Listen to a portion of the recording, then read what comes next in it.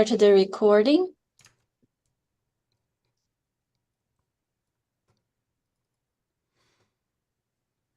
Recording in progress.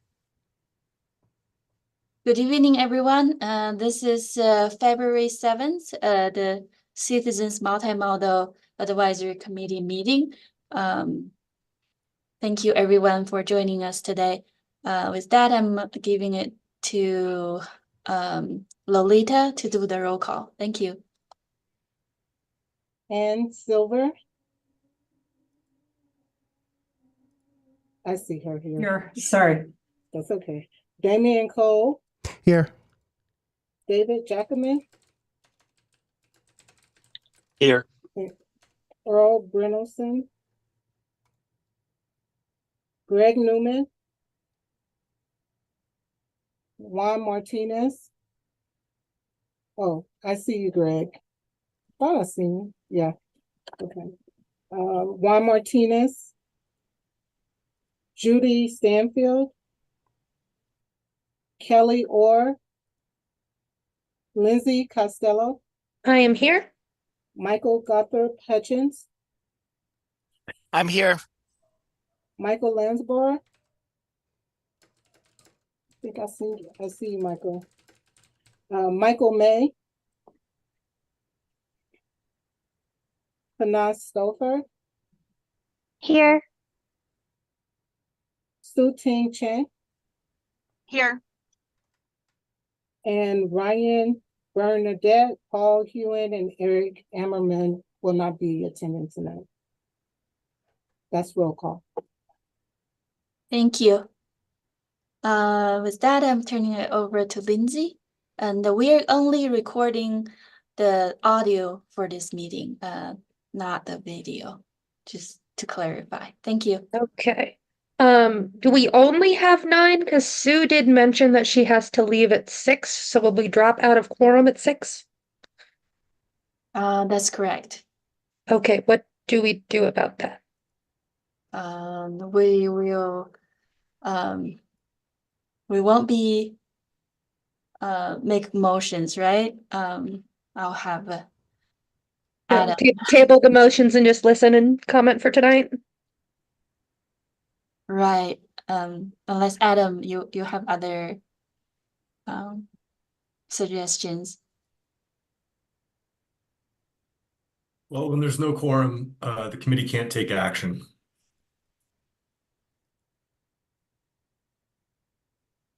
Okay. All right. Does somebody want to read the verbal instructions that's really long? We should have that recorded and just play it. I'll read it. Thank you. So if you're participating via Zoom to provide public comment during the meeting, please make sure your computer or device has a working microphone. Use the chat feature to submit a request to make a comment.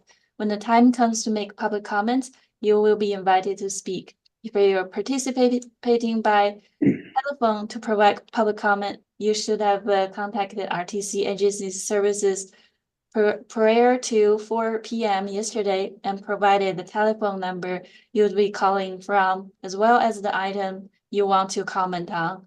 When the time comes to make public comments, you will be invited to speak. Okay. All right, thank you. Let the record show that Paul Nelson just joined, so I think we will stay to quorum today. Unless he's an RTC member.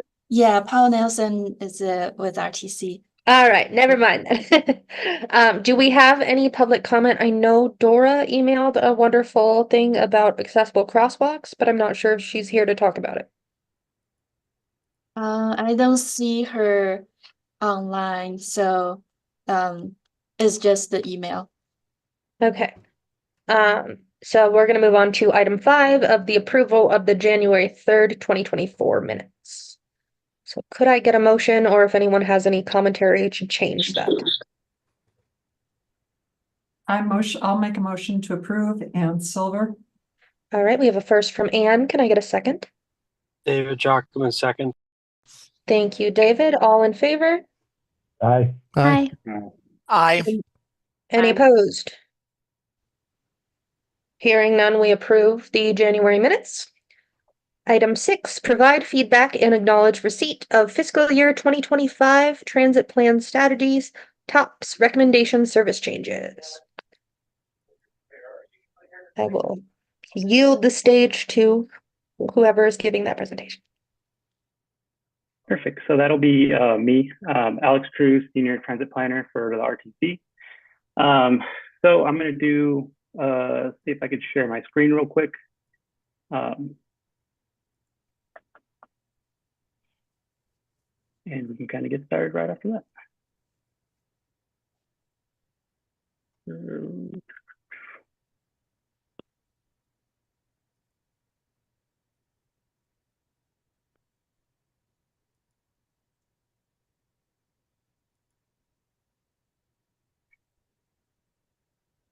For some reason, Zoom is requesting access.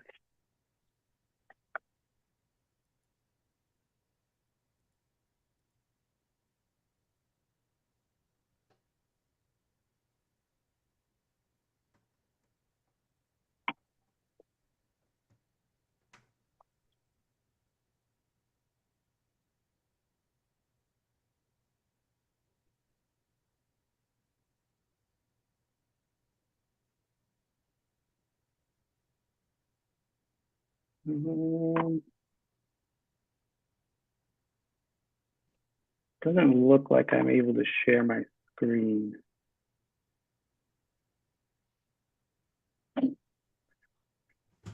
Without quitting and re-entering the. Alex, Glenn, would you be able to?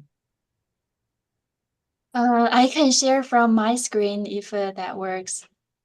Yeah, if you don't mind. It's just there should be like a 4-slide PowerPoint. Okay, let me open it up. Yeah, it was gonna kick me out of the Zoom if I try to do it.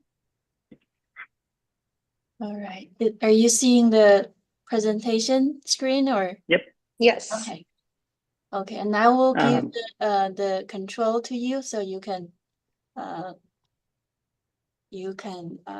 navigate.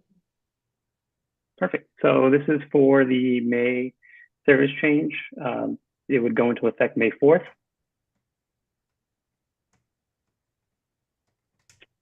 So just to begin, so the very first thing is a line of route change for Route 13. This is actually the only line of route change that we're proposing. It was a change brought about by Keolis's safety committee.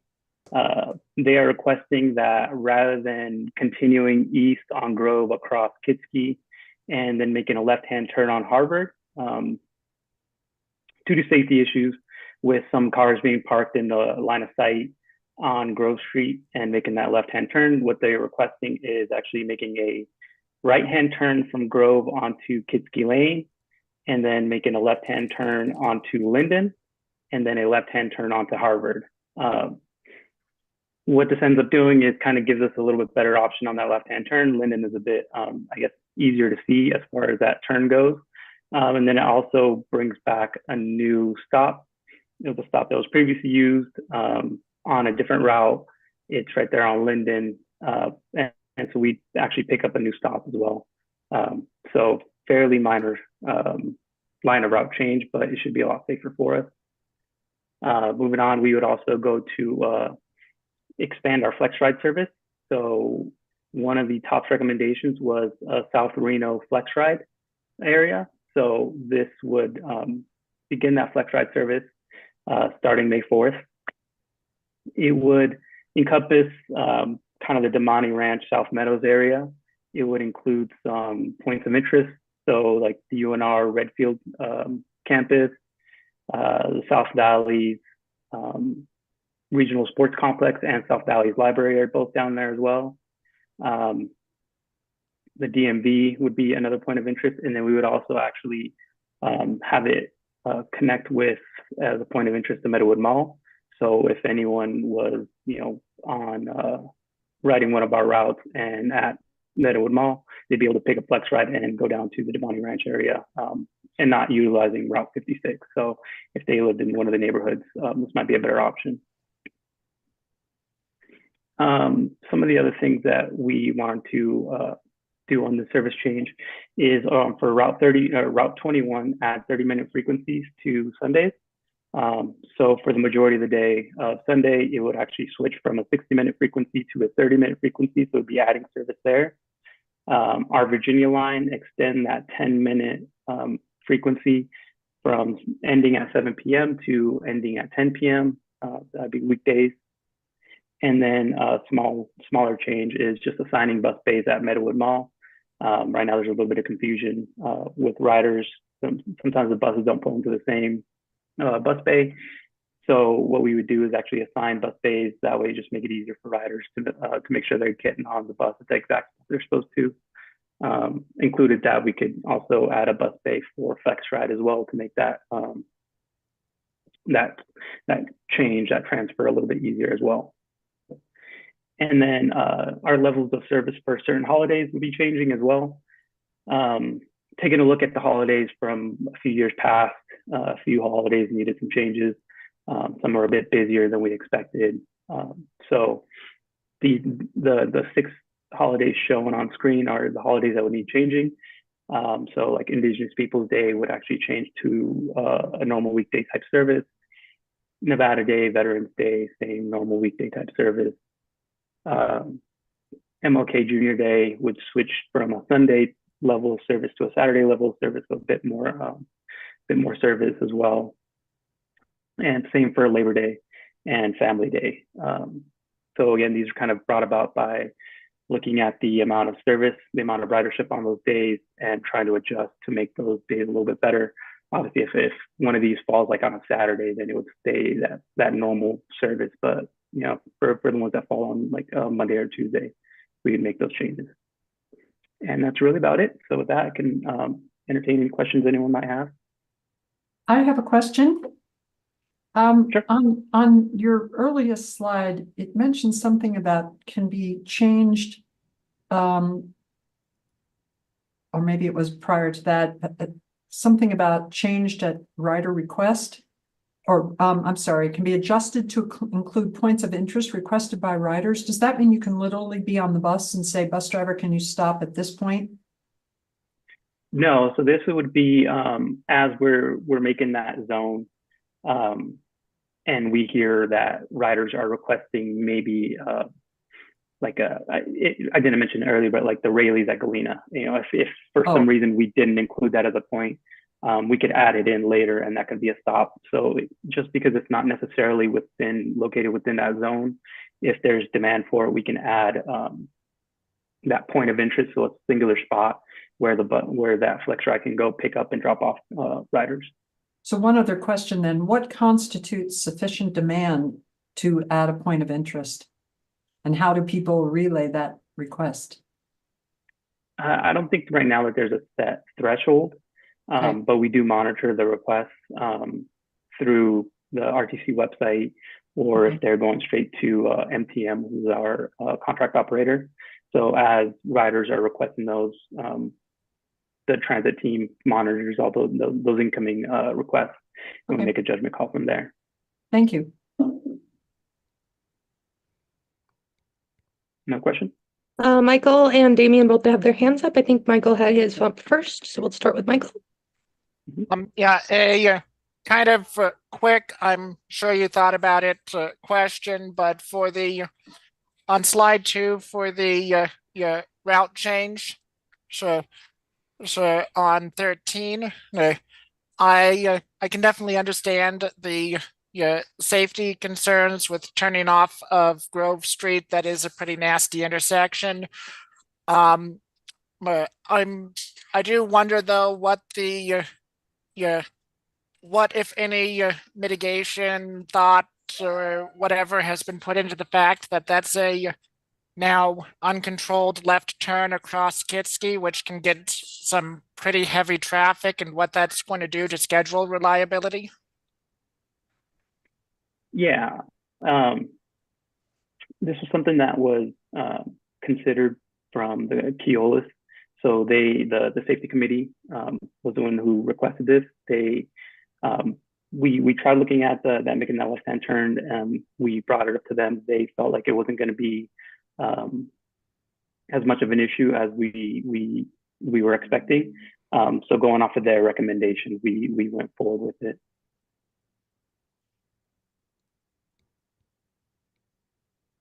But again, I mean, and it's something that we'll monitor. So, you know, if for whatever reason we need to take a look at it again further down the line, we would do that as far as like safety and timing and reliability.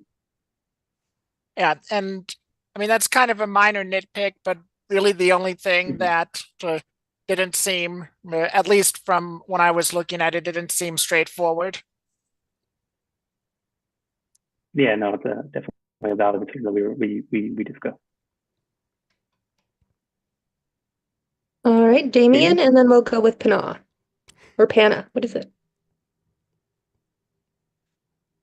Yes, hi. I actually had a question that was similar to Michael's. Grove and Kitsky have a stoplight, and Kitsky and Linden do not. Now they're going to be making a left-hand turn where there's a median to make a left turn, but there's no stoplight.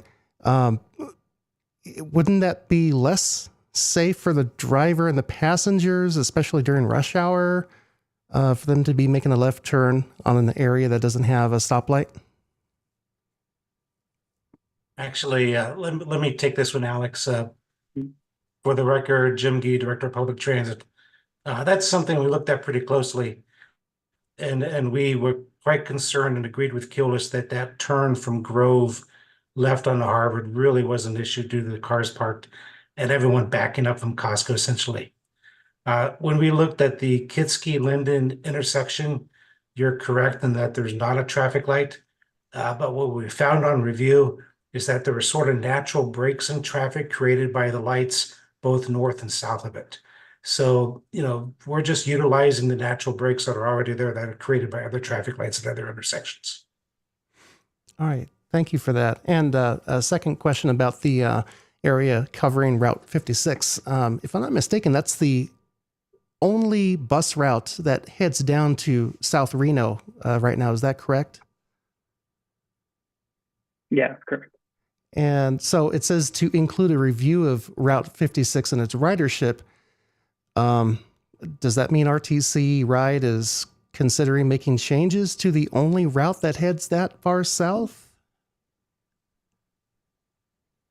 We're kind of always reviewing all the routes in the ridership and whether we need to keep them in the form that they exist, if they need to be adjusted a little bit for, you know, moving ridership, if there are new areas where we might need to add more stops or just make different changes, things like that. So just kind of as we add this flex ride service that's so close to it, we kind of need to keep an eye on 56 to see if, you know, if riders are getting pulled away from Route 56, and we can do something to maybe adjust that timing to make it a little bit easier on drivers, or, you know, any of that kind of stuff. So it's just mainly what we're going to be doing is just reviewing it just to make sure that it's in the form that it exists, it's still working the way it should, and that, you know, riders are still getting the best out of it down there. Yeah, okay. I'm just concerned about that because when I first moved here years ago, Route 57 went directly from Meadowood Mall all the way down to the area where Walmart is now. So that line had been taken away, and due to the lack of ridership, I'm assuming. So anyway, just wanted to bring that up. Thanks. Yeah, no, it's very valid concern. And as of right now, we're not planning on getting rid of the route. It's just we want to make sure that it's still going to be serving everyone the way it should. All right, thank you. And All right. I think someone brought up, you know, we do have regional connector that does head south, although it's not a local route. You know, it is an option for some people as well. All right, Pana, would you let me know what your name is said so I don't butcher it again? Yes, it's Pana. You had it right the Okay, first time. all right. Thank you, Lindsay. I have several questions about this same slide. If I take too long, Lindsay, please give me a warning. So I live in this residential area and I have wished since before I moved here that there was better bus coverage in the residential zones. Right now, I have to ride my bike a mile to the nearest bus stop, then take 2 buses to get downtown, and each bus ride is only 15 minutes. And I constantly find myself perplexed about why the bus lines are so short, and I'm just really eager for more bus service in general to the South Reno area. I know the Virginia line expansion has been proposed. I don't know when it's coming, but I'll still be 2 miles from South Virginia Street, and I wish there were more east-west connections to actually like get through the residential neighborhoods, such as along Carrot Avenue. I also feel like Veterans Avenue would be a great rapid route if there were bus service. But anyway, all of that's to say, I'm really excited to have the Flex Ride. I wonder if you have explored how does it compare in terms of cost and emissions to expanding bus service?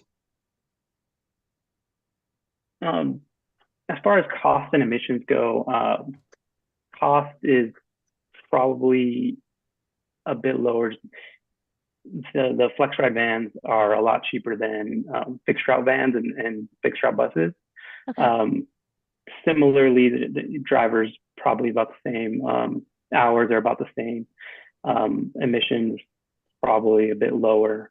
The whole thing for flex ride though is we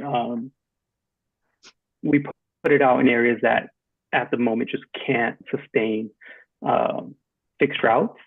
So if an area, there's certain areas that just, we have some ridership, but they just can't sustain a full route running, once every hour, once every half hour. So that's why those flex ride areas are perfect for areas like this. So in South Reno, I think right now it's kind of our best bet. The Route 56 is holding its own, but it's not on the same level as say the Route 1 or an 11. So right now with FlexRide though, hopefully we see an uptick in ridership. What we always want to do, if we find out that there's an area that really needs riders and we promote the FlexRide and it turns out that maybe a fixed route will fit, then we'll take a look at that and try to adjust, maybe make a new route or study and see if we can adjust another route. Okay, thanks, Alex. I appreciate that. Can you put a bike on the Flex Ride van, and can you use a day pass if you're connecting? I do believe you can put a bike. As far as I understand it, I believe they do have the bike holders in the front. I'd have to verify that to be 100% positive. The day pass, Jim, I think you might want to jump in here. I believe that also works as well. Yeah, so excuse me, I'm sorry. All of the FlexRide vehicles do have bike racks, and it's the same bike rack that you would see on the front of a fixed route vehicle. So it's obviously if you use a fixed route bike rack, you can use the FlexRide one, and it follows the same fare structure as the fixed route. So if you buy a day pass, it works on both FlexRide and Ride. Okay, great. And then the last thing I really want to ask about is, do you know when the Virginia line, or if and when the Virginia line will be extended? And I guess, are there any more plans for connections to it, or is it just the Flex Ride? Right now, that Virginia line is still just a proposed extension, so it's in the studying phase right now. So until we get the results of that study back, we can't really say whether it's going to be extended or if anything's going to change, because we just don't have enough available data to say whether it looks like the demand is there or not.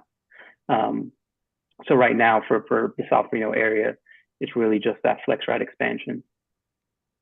Okay. At least for the foreseeable future. Okay, and I'm sorry, this is really the last. Are there any plans to put anything on Veterans Avenue? Because it looks like there are spaces for bus shelters, but there's obviously no bus line there. Not at this exact moment. There's possibility, I guess, in the future. So one of the things that, since we're always kind of reviewing the routes, we're probably going to have to take a look at the entire kind of network as a whole pretty soon again. And so once that holistic view kind of comes back to us again, then we'll take a look. But as of right now, there's not really a plan to add any more routes. Okay, thanks. I really appreciate it. I mentioned offline to Jim and Swan that I'd really like to see more transit in general in Reno. I'd love for the bus lines to be longer, for there to be more service. The 56 comes to Meadowood Mall once during the 5 o'clock hour.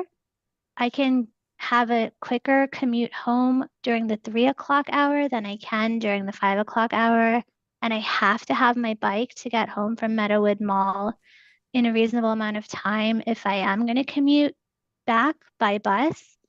That's a 5-mile ride, and I'm physically able to do that, and I'm very fortunate to be able to. But I think it's really an underwhelming amount of service right now, and I know we're very car dependent, especially in South Reno. But I do think that if service were offered, more people would take it, and it's kind of like if you build it, they would come. But I understand there are lots of obstacles to that. And any advice you have on how to advocate for those changes as individuals or CMAC members, I would love to hear that. Thanks a lot. Yeah, I think when it comes to adding frequency and things like that, the biggest thing is kind of bringing it up at meetings like this or to our board and things like that, just because the more vocal demand there is for it, the easier it is for us to kind of advocate for it as well. But we can definitely take a look at the Route 56 and take a look if it can kind of handle more frequency. When we add frequency, it doesn't have to be for the entire day. It could be for specific times. So, if we see that, say midday or, those rush hour times is when it's busiest and we really need those 30-minute headways, then we can try to do that. So we'll definitely take a look. And then hopefully with this new FlexRide expansion, it makes your commute a little bit easier. Like I said, we will connect it to Meadowood as a point of interest. So if you live in that FlexRide zone in South Meadows, then yeah, you can just, when you're at Meadowood Mall, just call the FlexRide service over to pick you up and drop you off. And hopefully that's another option as well. But yeah, biggest thing is kind of advocating for that, and then just we take a look at the ridership, and hopefully it's justifiable. We try to when it's there, adding services is always better for us. It shows that what we're doing is working, and that's what we'll.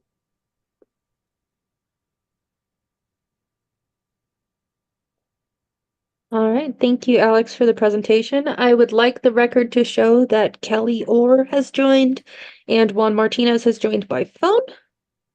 Does anyone else have any other comments before we make a motion to accept this presentation? I just would like to make a comment. This is Ann Silver. Thank you for the slides, Alex. I'm sure RTC is paying close attention to the massive growth in South Reno, both homes, apartments, condos, so that bus routes expand that area.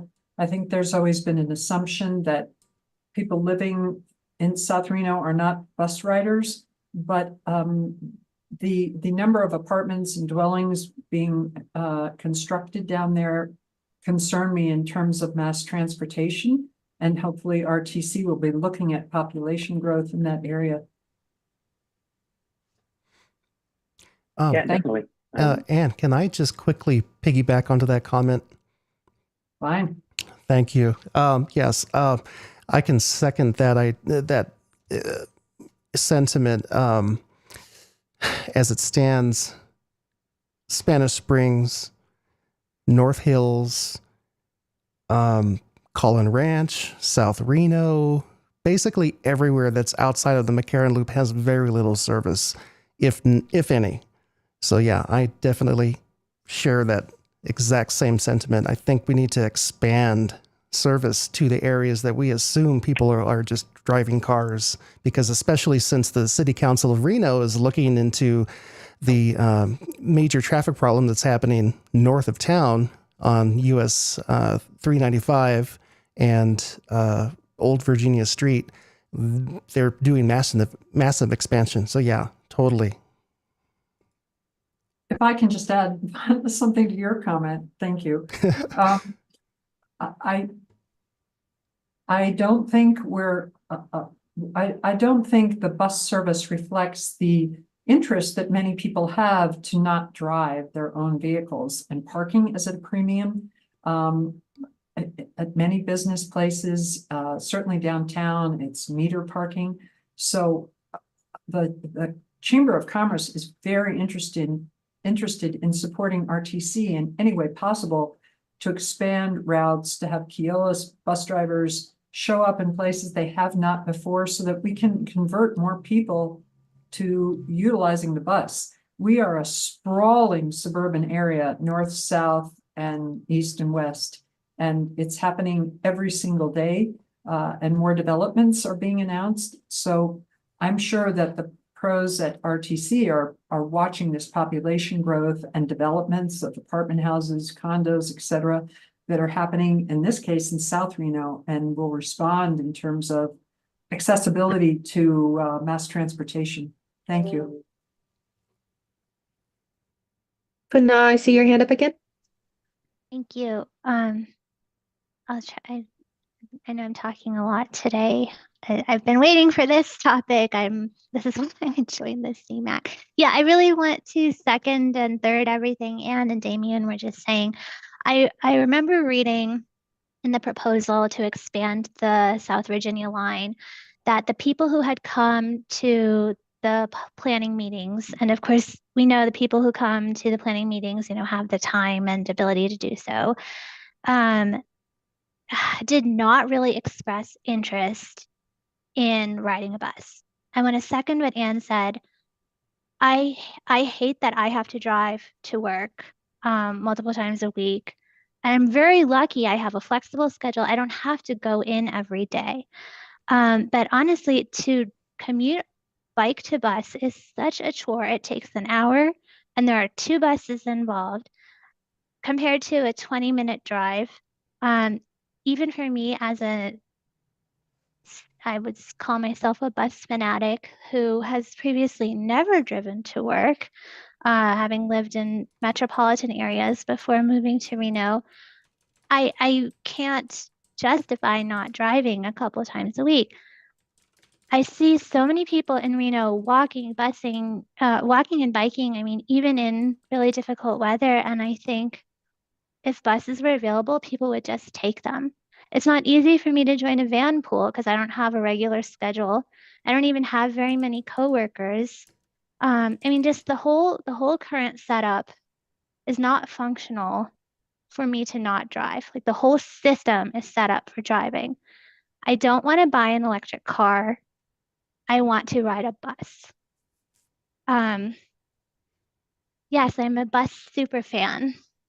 Okay, however you would phrase that, Damien. I'm a bus nut. I lived in DC and I knew all the bus routes. And then previously, like many people who moved to Reno, I lived in the Bay Area and I exclusively took transit to work. This is the first time in, over basically 15 years of professional experience that I've had to drive a car to work. So I really would like to see more transit.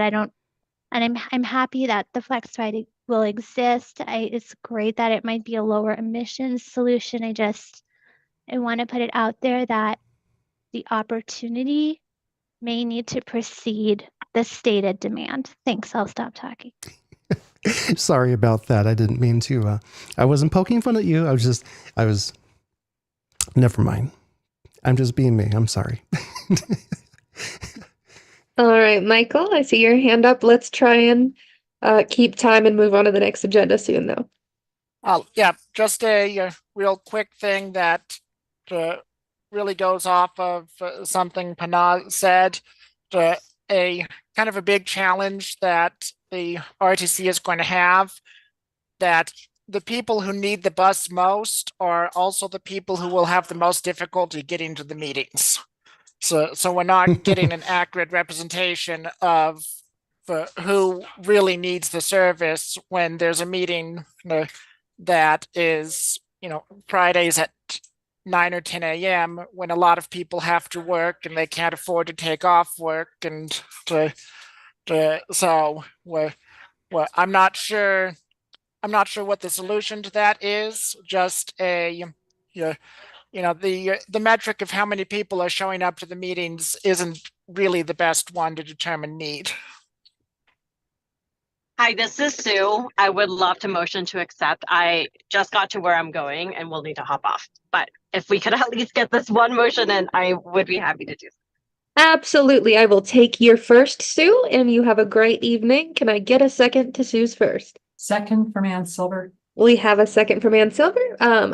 It says provide feedback and acknowledge receipt. I think we provided some great feedback. So can I hear all in favor of acknowledging receipt of this presentation for the CAPS? Aye. Aye. Aye. Any opposed? Hearing none, we acknowledge receipt. Sue, have a great night. Thank you. Have a good night. All right, and we're going to move on to item 7, receive presentation on the 2050 Regional Transportation Plan update. All right, thank you, everyone. I'm going to give a presentation of our 2050 Regional Transportation Plan update.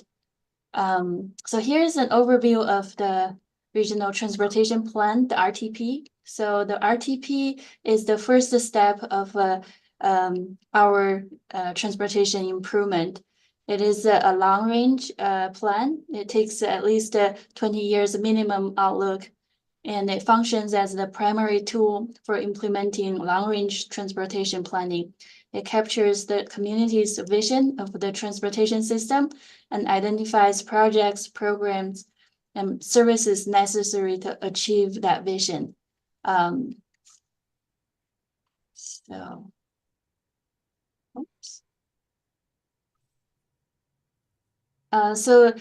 This slide shows the RTP update design principles. So we will broad-reaching early stakeholder and community engagement. We'll make sure to have that, and also build a document that can be used to guide decision-making, not function as a static plan. We also want to be proactive and have a regular and consistent communication with key stakeholders, and to make sure that's the success of the process. So our current 2050 RTP was adopted in March of 2021. So based on federal regulations, this plan needs to be updated every 4 years. And we're shooting for March of 2025 as the final approval date. So this process started in October of last year. We had a kickoff meeting internally.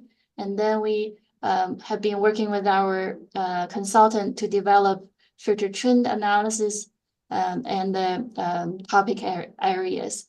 So this slide shows the schedule of the whole process.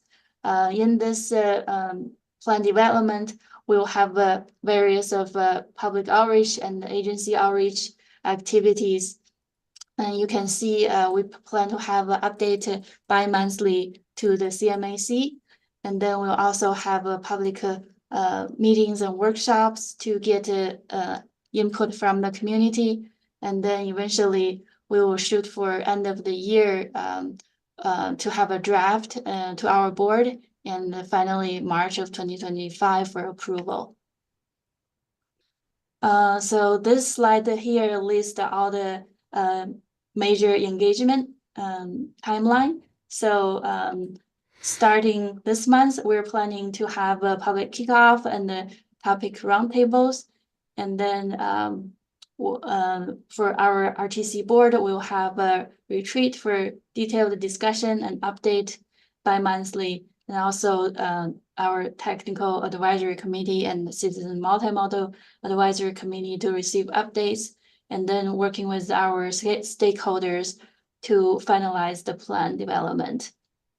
So the plan, right now we're working on the visioning. So we'll have a vision statement developed, which will be inspiring. It describes the dent we want to make, and then eventually this should be achievable and stated in the future tense, because this plan is for the next 20 years into 2050. So we want it to be high level and provide guidance and directions on where our transportation system should look like.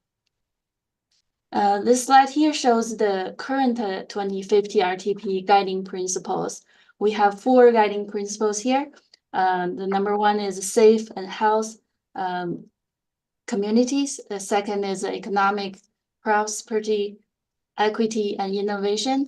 Third one is sustainability and climate actions, and then travel choices. So during this update, we will review these guiding principles, and then to see if there are any new trend or new interest in our community. We want to update any of these goals, and then to make sure these goals are clear guardrails and guides decision making, and they're clear and focused. So right now we are in the stage of developing vision and the goals. So the next steps, we will kick off our community meetings and survey, and also have a roundtable discussions with our stakeholders on specific topics. And also bi-monthly, we'll update the CMAC on this development and the progress. So that's a quick update. I'm open to questions. Thank you. All right. My first question was, because I feel like I read it wrong or something. In the good looks like it said guardrails, clear guardrails. Like the metal things on the side of the road guardrails, or okay. Just checking. Does anyone else have commentary? I just have a comment. I'm just surprised that sustainability and climate action is not further up the, and maybe I'm just reading it that there's a value to being 1 versus 4, but hopefully. Oh, there is no ranking of these okay. topics. Right. It's just 4 guiding principles. Got it. No, okay, thank you. Higher or lower. So Thanks. Damien, go ahead. Hi. Yes. Regarding the plan, so this is for 2050. That's roughly what, 26 years from now. I would imagine that there's a copy of the RTP that's available somewhere on the website. Is that correct? yeah, so the current 2050 RTP is available on our website. You can download. Is in PDF format. So okay. Whereabouts do you think that the RTIP is in reaching its goals? In other words, how far along are we? Are we at 80% of what we originally had foreseen, or it? I mean, all of this looks really good, but I'm just wondering, like, how does that actually fit into what's actually being committed to action? yeah, so these are our guiding principles, and under these guiding principles, we have a specific goals and targets. So these are, like I said, these are guardrails. It direct where when we make decisions and the project, the prioritization and selections. So when we put together the list of projects, these will guide how we choose those projects. And what do you mean guardrails? You mean like literal guardrails, like on roads, or guidelines? Oh, guidelines. I'll jump in, Schwen. Dale provided a slide, our director of engineering, that I can pass along to the group. about what projects have been accomplished from the original 2050 RTP that you can currently download from our website, as Schwen mentioned. But it shows, the percentage of projects that were completed that were stated to be targeted for the 2021 to 2025 timeframe, the 2026 to 2030 timeframe, and then the 2030 to 2051 timeframe. So we have numbers on where all of those projects stand. I can't recite them off the top of my head, but I can certainly share that with the group. Yeah, I would love Is to. that available online and you can send? No, I would have to pull it from the files, our internal files. Okay, and I It's on the can website. send it to the committee members. Okay. Thank you. Yeah, I would love to find out more about the RTP. Have not looked at it because I've been looking more at the RTIPs because that seems to be the the item of discussion more often at the meetings, whether it be city council or RTC, things like that. I would love actually if at some point in the future, some future meeting that we can actually have something on the agenda to kind of go over where we are at based on what goals we have set, especially since considering that the active transportation plan is currently under development and third-party consulting companies are working with there's a lot of things that need to be examined. The Keystone Corridor project seems like it's starting over from scratch with different ideas than what was previously being looked at in 2017. There's so many things going on. The downtown micromobility corridor project, changes of bus lines, things like that. So yeah, I would love to have something in the future that can actually give us a little bit more objective data as to where exactly we stand with the goals for the RTP. Yeah, Thank as you. we continue this update process, we will have a clear path on how we associate these goals with our projects, target setting, performance measures, how we achieve these goals. We will have the document to list out all the pathway to that, what you described. All right. Thank you. Thank you. All right, I also see a hand raised from Juan. I'm so sorry, you're in another tab, so I didn't see you till just now.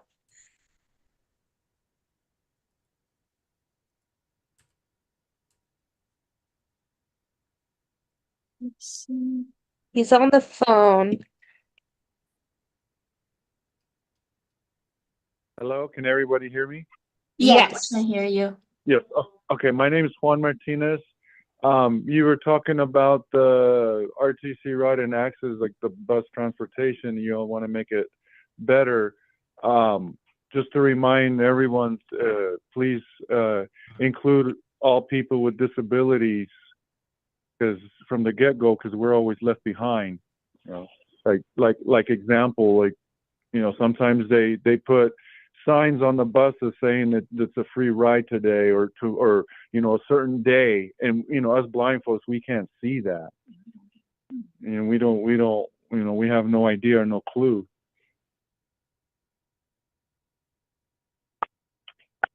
Yeah, we will make sure to include the community in different groups for our public outreach.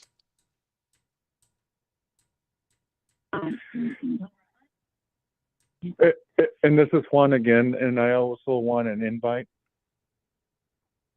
to go there.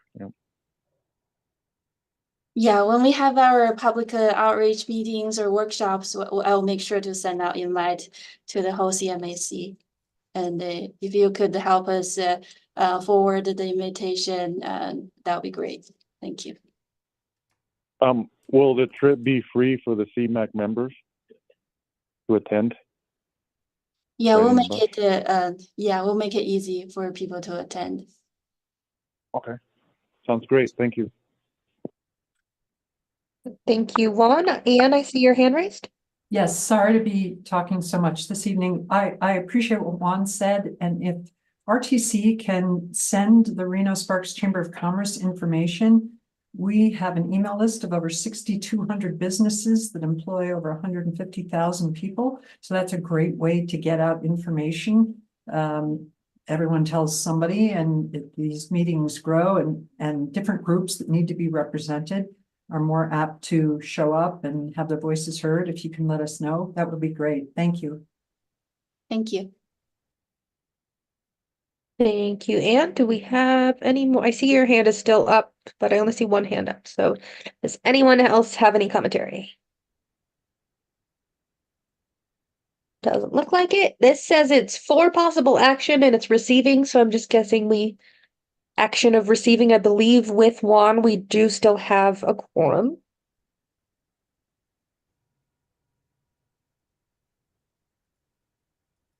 But could I get a motion to accept the RTP plan? Motion to accept the RTP plan. This is Ann Silver. Thank you, Anne, for the first. Can I get a second?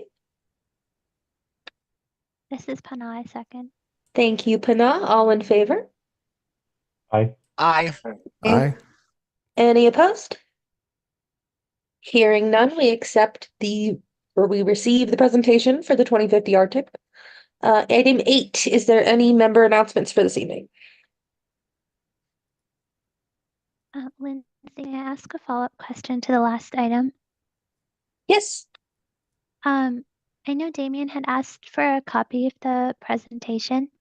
I don't know if it came out, but can we get it just for reference? Yeah, I sent the presentation to Damien, but I can definitely send it to the whole committee. Okay, thank you. Thank you. All right, Damien, so your hands up. Hi, yes, thank you, Lindsay. So in the email exchange that happened over the last month, Juan, is that how you pronounce your name? I'm very sorry. Zuan? Is that how you pronounce Yes, it? it's Xuan. Xuan, I'm very sorry about that. Xuan, you mentioned that the Director of Legal Services would be available for the meeting to answer any questions. In my last email response, I had, would now be the appropriate time to do so? Yeah, we were thinking about discussing that under the staff item. So if you could wait until okay. that'd be great. All Thank right. you. Thanks. I think we are moving on to staff items. Like my only member announcement is to Damien. I do apologize for insulting you. I'm trying to do better. So can we move on accepted. can we move on to the RTC staff items today? Yeah, I just wanted to touch on that we sent out FAQ just to kind of express our expectations and how this community should operate and how we can make the meetings go smoothly. So I just invited our legal director of legal general counsel, so Adam Spear. So we're here to answer any specific questions you may have, and hopefully we can help this committee to operate better. So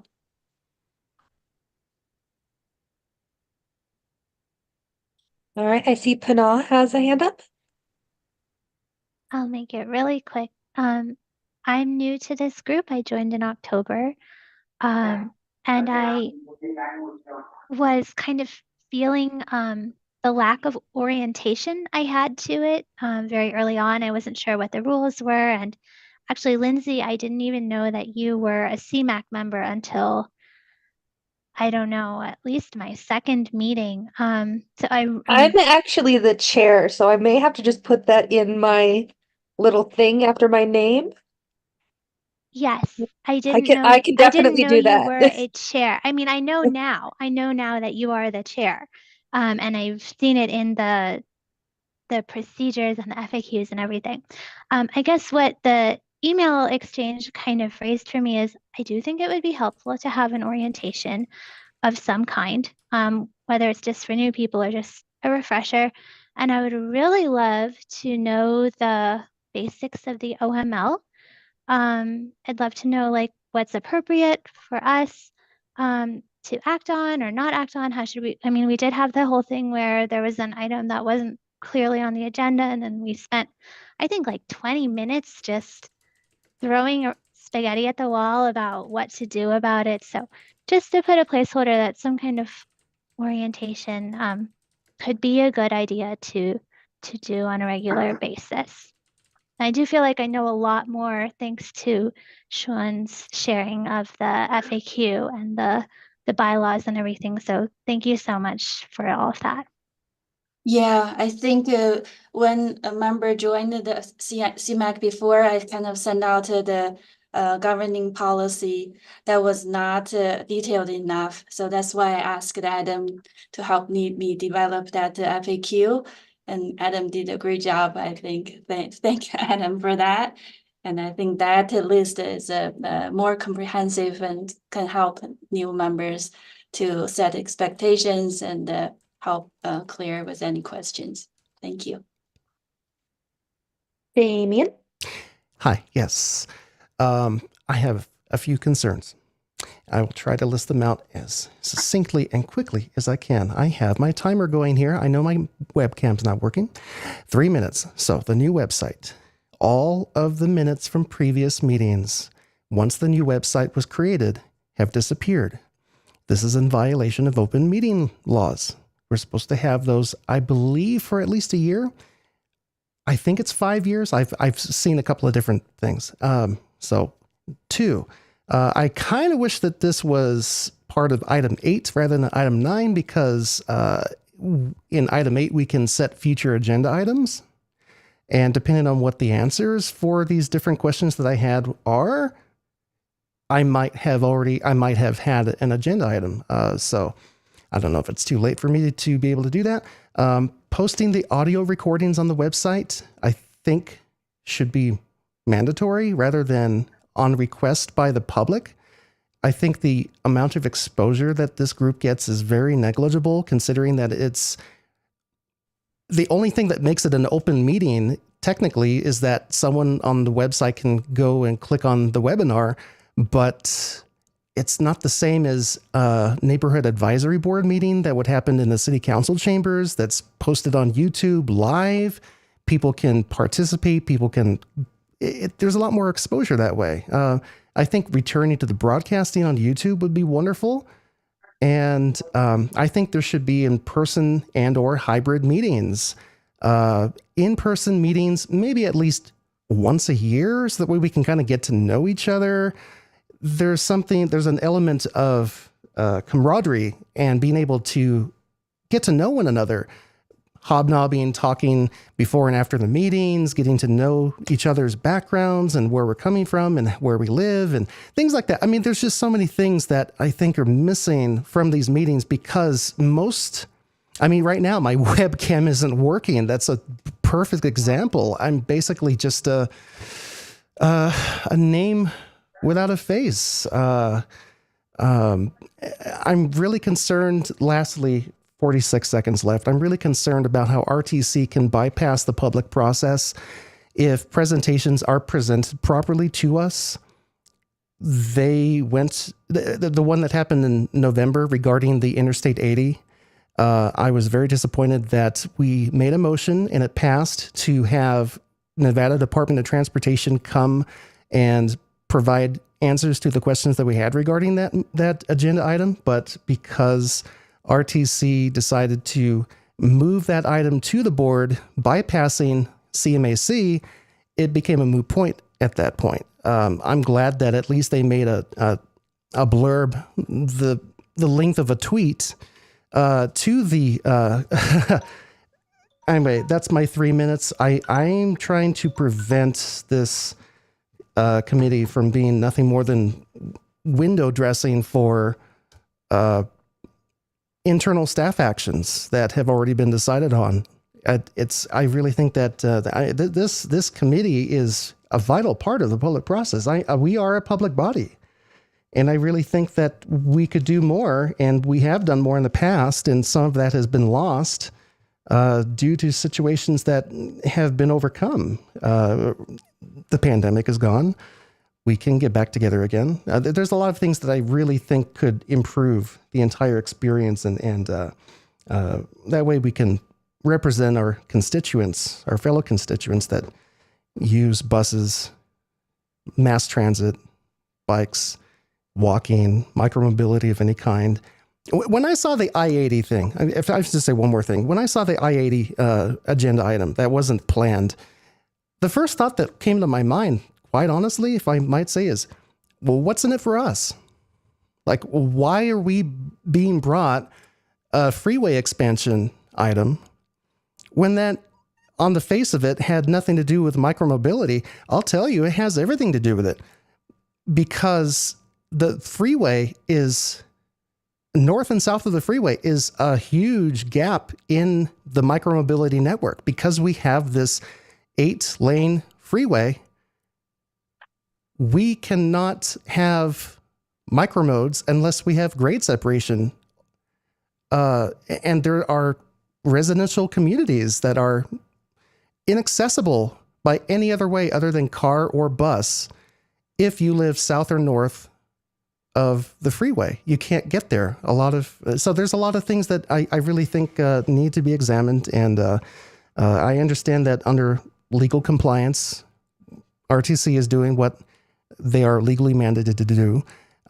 But given the format has changed, due to those circumstances that I brought up, I really think that there's a lot of things that could be done. And thank you very much. Thank you, Damien. I think those are very important comments. Juan, you have your hand up.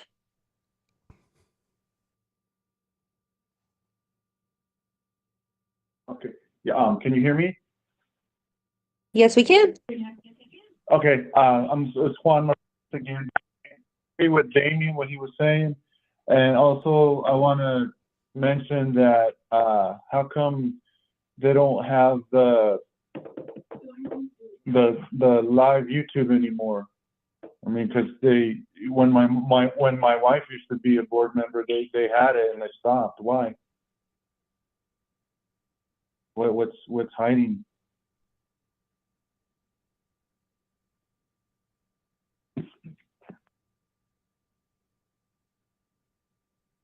Hello? Hi, Adam, do you want to take on that one? Or Well, I actually don't know what the past practice was in terms of YouTube, but we can definitely check and have an answer on that. But there's no requirement in the open meeting law that audio or video be posted. So again, I don't know what the past practice was, but we could find out. I might have to piggyback on that comment, but I'll hold off until I'm called upon. yeah, I can. Because she is waiting. Sorry, Juan. Hi, good evening. This is Kelly Orr for the record, and I just wanted to say thank you everybody for your comments. It's been a pleasure to be a part of this group and this committee, and I do agree. I think meeting in an open forum, having our community welcomed and informed would just do so many amazing things to enhance that, given whatever our past was our past, and now as a board committee in the future, moving forward, making new changes in getting our community engaged with what's going on, and also with us as a committee. The more information we have, instead of just having information brought to our doorstep and saying, sorry, we've already moved on for this, thanks for your time, we need to get back and having some sort of engagement. So Damien, I agree with you 100%, and I'm just grateful to be a part of this committee. So thank you for your time. Thank you, Kelly. Damien, you may piggyback, but just try and keep it short. Yeah, I just want to quote here from the, I believe this is for Nevada. I'll double check after I read it. Since October 1st, 2005, public bodies have been required to make an audio recording of a meeting or provide a transcript provided by a certified court reporter. However, if the public body is prevented from doing so due to factors beyond its control, such as power outages or mechanical breakdowns, the failure will not be considered a violation of the OML. Recordings and transcripts must be preserved for at least 1 year and made available to the public. Made available on request, it doesn't say, but I don't think there's, unless RTC is having money issues, the website is clearly capable of hosting these. So I don't think there's anything that would prevent us legally from posting them. I don't have any legal understanding of case law or anything like that. So, Adam, I don't know if you have anything to add to that, but anything that we can do to increase the exposure of a public body that is representing the constituents of, hundreds of thousands of people, I think is in the best interest of the group and the community at large. Thank you.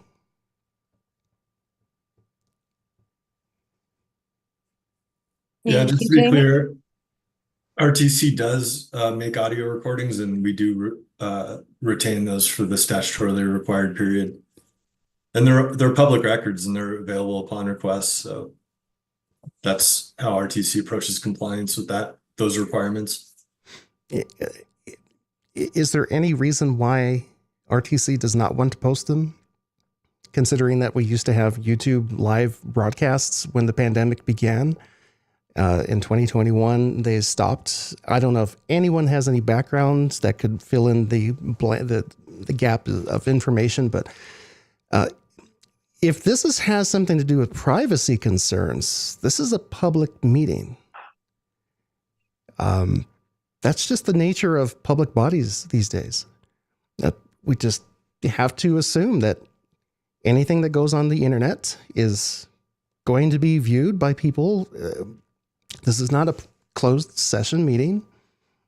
We need, if anyone in the public is recording the meeting, they have a right to do so. There's nothing breaking any laws. There's no, there's no reasonable expectation of privacy in these kind of meetings, especially if they were handled in person. City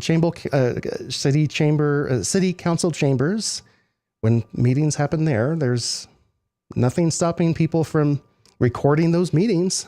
So they just do it. And it's a wonderful service. I think RTC is more than capable of doing this. Yeah, thank you, Damien, for the comments. We will discuss internally and I'll get back to you on that. Thank you. Thanks. All right, and let the record show that Michael Lansborough has to get back to work at 6:40 p.m. So have a great night, Michael. Do we have any other staff items, or should we move along to public comment? All right, is there any public comment for this evening? Yeah, I wasn't sure whether this should go under item 8 for the CMAC announcements or if it's public comment. So I decided to err on the side of caution for public comment. I'd really appreciate if the RTC staff would be open to reviewing the possibility of moving to a fare-free service, as Albuquerque recently did. I'm sure probably staff has heard of it. I don't know if the other CMAC members have, but Albuquerque did a year-long pilot program fare-free, and they actually determined that the money they saved in operations completely offset the revenue that they would have gotten in fares. So, and have decided to make it permanent. So if RTC staff could consider looking into something like that. It would be a great benefit to low-income residents in the city and also probably increase reliability. We've all been, at least those of us who ride the bus, have all been on the bus where the person's fumbling for change for 3 minutes, making us late.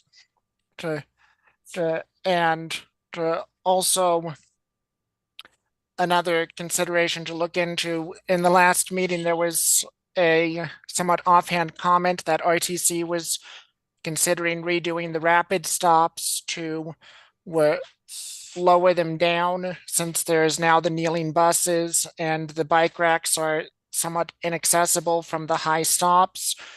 In the past, RTC did have buses with the bike racks inside the bus instead of in front of the bus. And if there's any openness to considering that as a interim solution until more permanent adjustments to the stations can be made. Those were the two things that I'd appreciate if staff and or this body could look at in the future. Schwinn, would you like me to respond now, or how would you like to handle this? Maybe I'll give some quick comments now, and then if we need to have a future agenda item, we can do that. For the record, my name is Jim Gee. I'm the Director of Public Transit. I'll work backwards from your comments, Michael.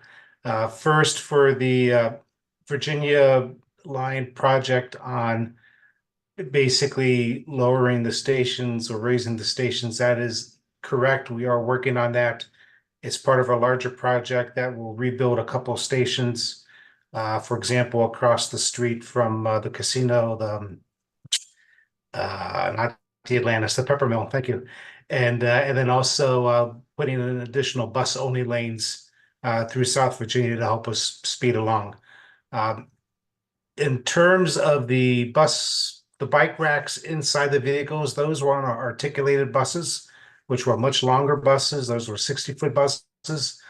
And unfortunately, when we expanded the Virginia route up to the university, that bridge over Interstate 80 can't handle the excess weight of those vehicles. So, we're a little hamstrung. We're limited by just 40-foot vehicles. And frankly, those vehicles aren't big enough on the inside to have bikes along with all the people. So in terms of the project to redo those stations, redo the Virginia line, put in the bus-only lane, that is near the end of its design now. Probably to start construction maybe this year, I'm not quite sure, but I can bring that back as a item to speak on in terms of what the construction timeframe is for that. Secondly, free fare, that is something we have talked about internally because we've seen some cities that try it. Some cities are promoting it. Some cities have tried it and are actually looking at going backwards away from free fares. For us, the biggest hurdle that we need to think through is it's about $4 to $5 million a year.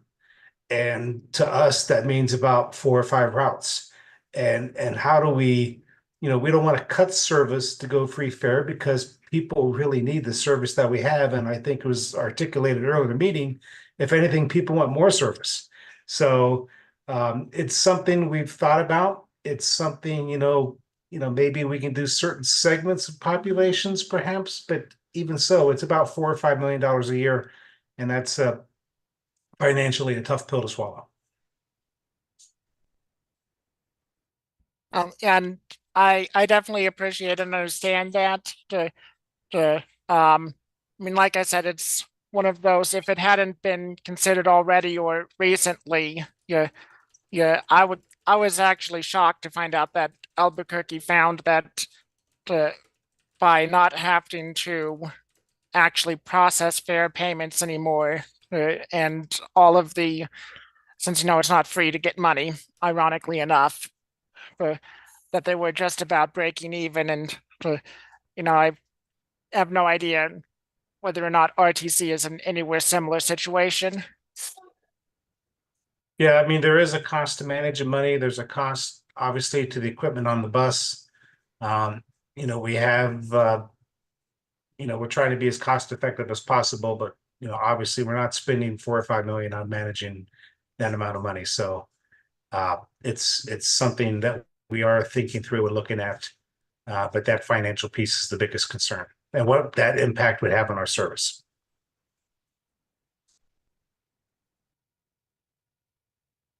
Yeah, thank you for that. All right, thank you, Jim, for that information. Damien, you have your hand up? Yes, Lindsay, thank you. Michael, Jim, just as a historic perspective, the downtown area used to have a free bus called the Sierra Spirit. It went from UNR to the Riverwalk. It was great. It helped people who were drunk after partying. It helped during special events. It was gotten rid of in favor of nothing. There's nothing to replace it. Prior to having been disbanded, the Sierra Spirit bus began charging $0.25. The reason for this, according to the bus driver that I spoke to, was because homeless people were hanging out on the bus perpetually all day long. And that is the reason why they began charging for the free Sierra Spirit bus. Am I in favor of that? I'm not making comment. They're citizens just as much as everyone else. But that is something to consider. We once had it. They got rid of it. And they actually decreased the frequency of it, which is what I think led to its demise. It was actually faster for me to walk from the river to UNR than it was to wait for the bus, because they had decreased the frequency from about every 10 minutes to about every half an hour. So if that's brought back to the downtown corridor, I would be wonderfully happy, because it helped the tourists and the UNR students and everything. So just wanted to give some perspective on that. So just as a kind of a rebuttal, the Sierra Spirit was reduced in frequency and then replaced by the UNR Midtown direct route because the Sierra Spirit was our worst performing route in terms of passengers per hour, not including the regional connector. So it was a poorly performing route that, yes, it did run between downtown and UNR. Ultimately, that service was replaced by the extension of the Virginia line all the way to the Lawler Event Center up at UNR. When we went to UNR Midtown Direct as a replacement of Sierra, that was advertised all along as a temporary route until the BRT line was finished. Fortunately, we did finish the BRT. Lawler is now a top 10 stop system-wide. And those other stops along in front of the university also do great for us system-wide. So, we did replace it with a really superior service that's every 10 minutes all along the Virginia line.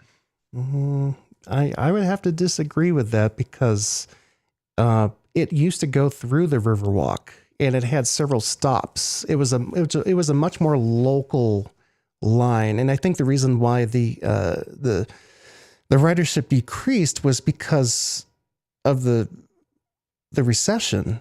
No one was coming to gamble anymore. I think that's the reason why. It wasn't that people didn't use it. It's just that way fewer people were visiting Reno, and I think it's part of a placemaking issue.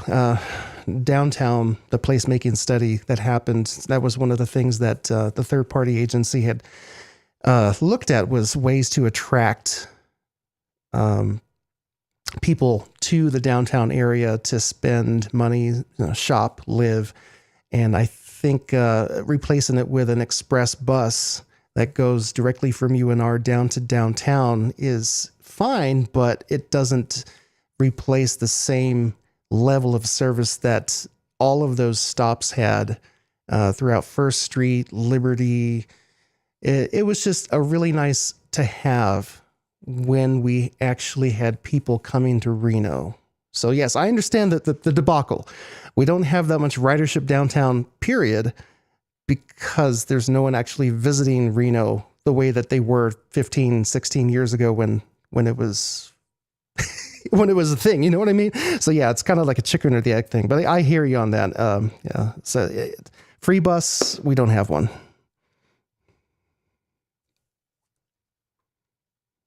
All right, thank you, Damien. I'm going to move on to Pana. I just wanted to ask if the same is true for things like free neighborhood shuttles, which is also something I've wondered about for like the single family areas of South Reno, because of course the big apartment complexes tend to be right on the bus route, but how, and and again, I'm thinking of the Bay Area. I know this is not the Bay Area, but sometimes you'll see free shuttles in some of the parts of the Bay Area that are not directly served by transit. Have you also looked at that feasibility, and do you have thoughts on that, Jim? We have not looked at making a subset of our service free, like a specific route or specific geographic zone. It's something we can certainly look at, but I mean, we were thinking sort of holistically system-wide, or perhaps as an alternative, certain segments of the population like students or seniors. But we haven't really thought of it geographically in terms of neighborhood shuttles. That's something we can do, yeah. That's a good suggestion. Thanks. I'd love to put that bug in your ear for future South Reno discussions, especially. And it doesn't have to be free, but just a neighborhood shuttle if that's something to explore.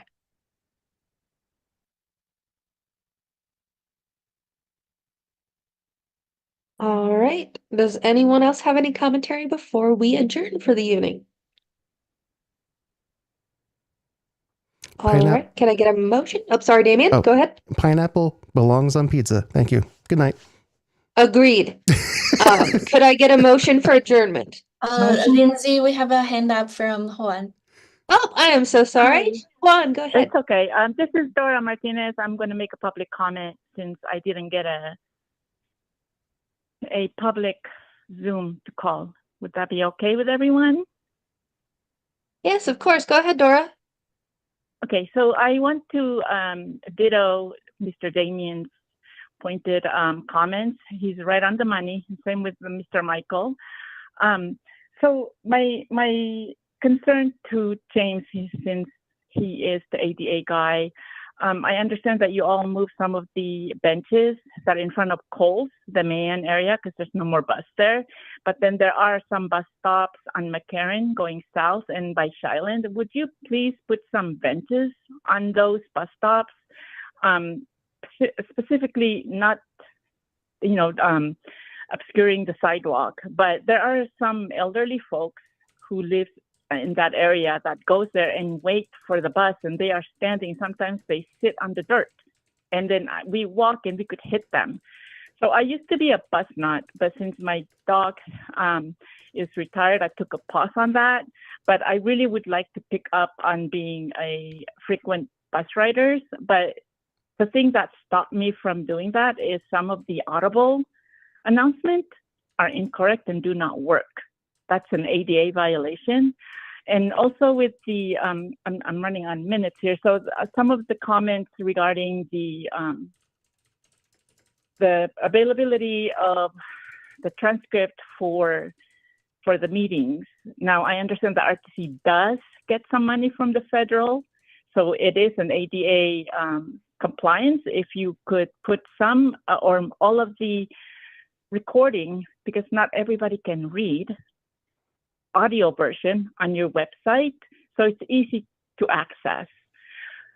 And another thing regarding the free ride or free fare, I wish that the fuel tax would be going for that, but since it went to voters and people voted and probably didn't even read the fine print, it went to operation. But maybe RTC people and some committee members on this CMAC body wouldn't mind working with me, and we could do a legislation with like maybe a 1% of the hotel tax going to fare on buses. So I'm just going to throw that out there, and you all enjoy your pizza. Take care and drive safe. Pizza sounds great. I will make a motion to adjourn the meeting with thanks to Lindsay for serving as chair. Thank I you, second. Anne. All right, who was the second? Sorry. Kelly Orr. All right, we have a first from Ann Silver and a second from Kelly Orr. All in favor of adjourning? Aye. Hi. Aye. Aye. Any opposed? Damien, Sorry. hearing none except for Damien. We adjourn at 6:57 p.m. Have a great night, everybody. Thank you. Good night. Thank you. Okay, who's Bye. Thank you. buying?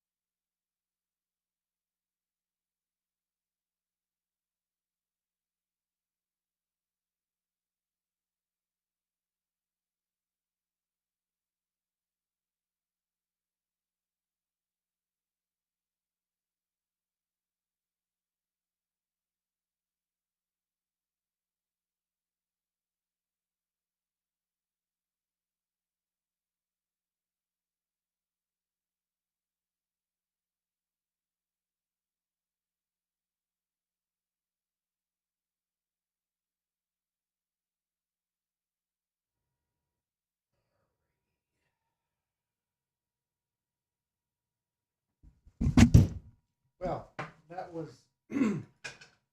without incident.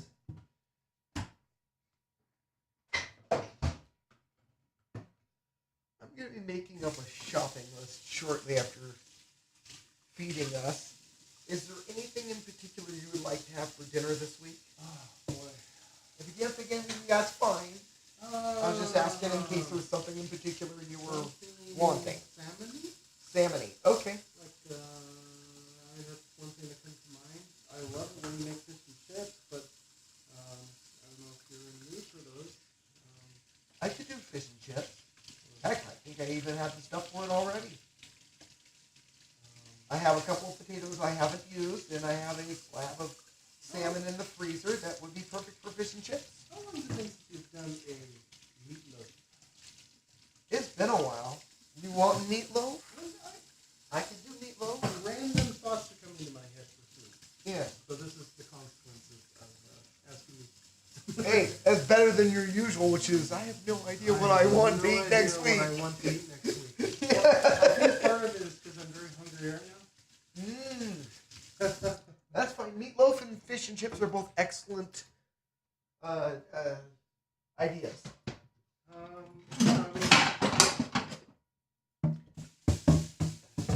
And there's no